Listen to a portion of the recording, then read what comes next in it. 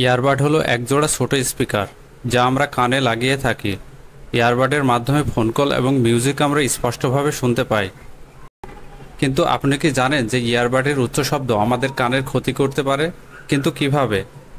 তাহলে চলুন আজকের ভিডিওতে দেখে নেওয়া যাক ইয়ারবাড কিভাবে আমাদের কানের ক্ষতি করে। আমাদের কান তিনটি পার্ট নিয়ে গঠিত, যা সমন্বয় করে এবং সাউন্ড ওয়েভকে প্রসেসিং করে। আর এই তিনটি পার্ট হলো আউটার ইয়ার, মিডল ইয়ার এবং ইনার ইয়ার।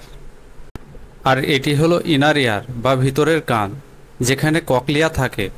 ককলিয়া হলো একটি তরল ভর্তি স্ট্রাকচার।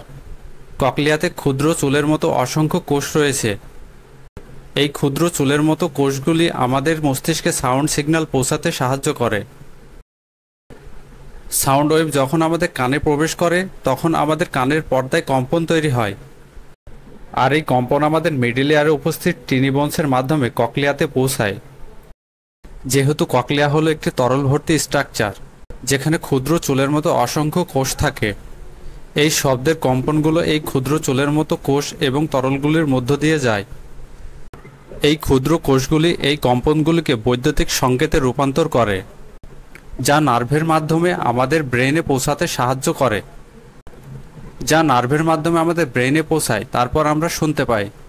যখন আমরা উচ্চ ভলিউমে গান শুনি তখন সাউন্ড ওয়েভের কম্পাঙ্ক বেড়ে যায়, যার কারণে ক্ষুদ্র চুলের মতো কোষগুলি দ্রুত নড়াচড়া করতে শুরু করে।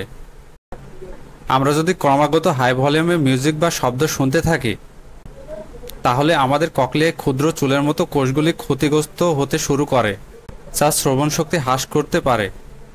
আমাদের কান 70 ডেসিবেল পর্যন্ত সাউন্ড ওয়েভ নিরাপদে শুনতে পারে।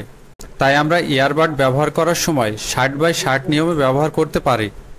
এই নিয়ম অনুযায়ী আমাদের ইয়ারবাডে 60% ভলিউম রাখতে হবে। এছাড়াও ইয়ারবাড একটানা 60 মিনিটের বেশি ব্যবহার না করাই উত্তম। ইয়ারবাড অন্যভাবেও আমাদের কানের ক্ষতি করে থাকে। যেমন ইয়ারবাড পরলে বাতাস আমাদের কানে প্রবেশ করতে পারে না, যে কারণে আমাদের ইয়ার ক্যানাল আর্দ্র থাকে। ফলস্বরূপ ব্যাকটেরিয়া, ছত্রাক দ্রুত বৃদ্ধি পায় এবং কানের সংক্রমণ ঘটায়। তো বন্ধুরা, ভিডিওটি ভালো লাগলে অবশ্যই একটি লাইক করে দেবেন। আর এই ধরনের আরও মেডিকেল রিলেটেড ইনফরমেটিভ ভিডিও পেতে আমাদের সাথেই থাকুন। ধন্যবাদ।